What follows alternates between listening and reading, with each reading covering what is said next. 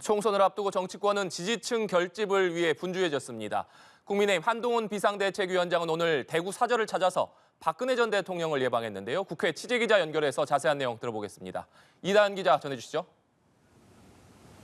네, 국민의힘 한동훈 비상대책위원장은 오늘 오전 11시쯤 박근혜 전 대통령을 30여 분간 만났습니다. 한 위원장은 국정 전반과 현안에 대해 대화했다고 전했는데요. 예방이 끝난 뒤 한 위원장의 발언 직접 보시죠. 현안들 그리고 살아오신 이야기들이라든가 여러 가지 얘기에 대해서 제가 굉장히 좋은 말씀을 들었습니다. 따뜻한 말씀을 많이 해주셨고 저도 대단히 감사하다는 말씀을 드렸습니다. 박 전 대통령은 서해 수호의 날 기념식에서 윤 대통령과 한 위원장이 만난 것을 언론을 통해 봤다고 언급하면서 어려울 때일수록 단합이 중요하다고 말한 것으로 전해졌습니다. 또 한 위원장과 박 전 대통령은 의대 정원 문제에 대해서도 의견을 나눈 것으로 알려졌습니다. 한 위원장이 지난해 12월 취임한 이후 박 전 대통령을 따로 만난 건 이번이 처음인데요. 총선을 보름 남긴 시점에 보수층 표심 결집에 나선 것으로 풀이됩니다.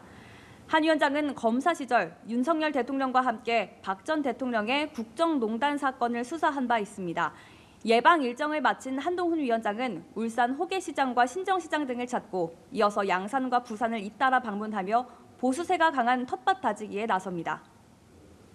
네, 이 기자, 더불어민주당 이재명 대표 오늘 선거 지원과 재판 일정이 모두 있는 날이었죠? 네, 그렇습니다. 우선 이재명 대표는 아침에는 서울 아현역에서 시민들에게 출근 인사를 했습니다.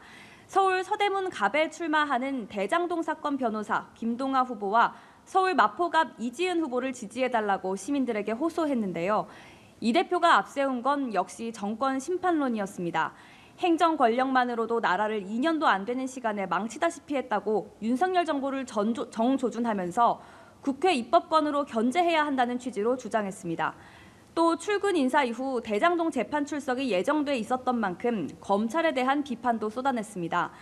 이재명 대표가 없어도 되는 재판임에도 검찰은 있어야 한다고 우긴다는 주장인데요. 관련 발언 들어보시죠. 검찰이 정치하고 있다. 검찰이 이재명 야당 대표의 손발을 묶고 싶어 한다라고 저는 생각합니다. 이 검찰이 문제입니다. 이게 검찰 독재 국가의 실상입니다. 재판을 마친 이재명 대표는 서울 동작을로가 류사명 후보를 지원하며 선거 전 일정을 재개했습니다.